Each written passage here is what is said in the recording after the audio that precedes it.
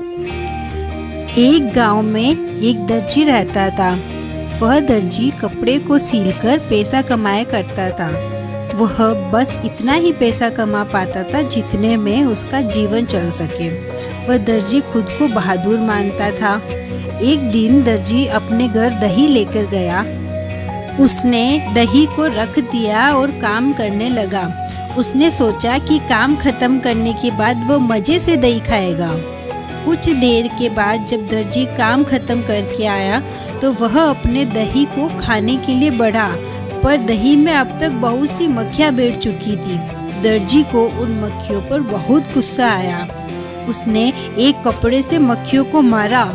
कपड़े से मारने के कारण 7 मक्खियाँ तुरंत ही जमीन पर गिरकर मर गई। इससे दर्जी बहुत खुश हुआ। उसे खुशी हो रही थी कि उसने कैसे एक बार में 7 को मार गिराया। अब उसके मन में ये बैठ गया कि वह बहुत बहादुर है। वह अपने बारे में सभी को बताया करता था कि वह एक बार में 7 को मार सकता है। यह सुनकर सभी ही उसको बहादुर समझने लगे।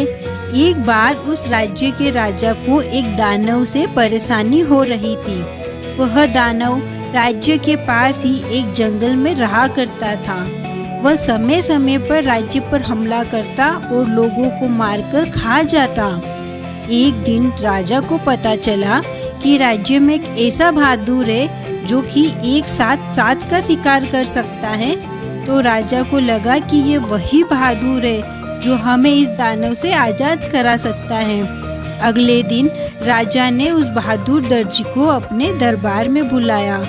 यह खबर सुनकर दर्जी रात भर सो न सका। उसे बहुत खुशी हो रही थी और खुद पर गर्व हो रहा था।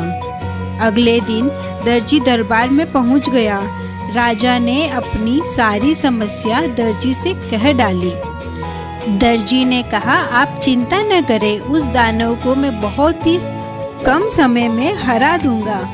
राजा ने दर्जी से कहा, तुम अपने साथ कुछ सैनिक और हथियार ले जाओ। परंतु दर्जी ने राजा को मना कर दिया। दर्जी ने कहा, नहीं महाराज, मैं अकेले ही उसको हरा दूंगा। दर्जी अगले दिन अपने साथ पनीर का टुकड़ा और चिड़िया को लेकर चल दिया।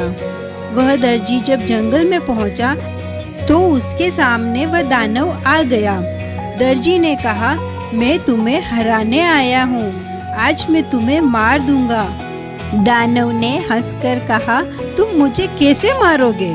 दर्जी ने दानव से कहा, अगर तुम्हें विश्वास नहीं है तो तुम मुझसे मुकाबला कर लो।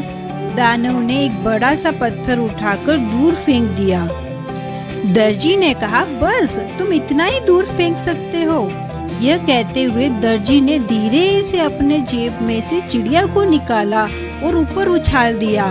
चिड़िया आकाश में उड़ गई, फिर कभी नीचे नहीं आई। दानव इस दर्जी से थोड़ा डरने लगा। फिर दानव ने एक पत्थर को इतना दबाया कि उसमें से पानी निकल आया। दर्जी ने अपने जेब में से पनीर को निकाला और एक ही हाथ से दबाया तो बहुत सारा पानी निकल आया। अब दानव ने अपने घुटने टेक दिए। दानव ने कहा, आप मुझे न मारे। दर्जी ने कहा, मैं तुम्हें एक ही शर्त पर नहीं मारूंगा। वह शर्त है कि तुम इस जंगल को छोड़कर कहीं दूर चले जाओ। दानव ने दर्जी की शर्त मान ली। अगले ही पल वह जंगल को छोड़कर चला गया। दर्जी ने आकर राजा को पूरी बात बताई। राजा इस खबर से बहुत खुश हुए और उन्होंने अपनी बेटी की शादी दर्जी के साथ कर दी।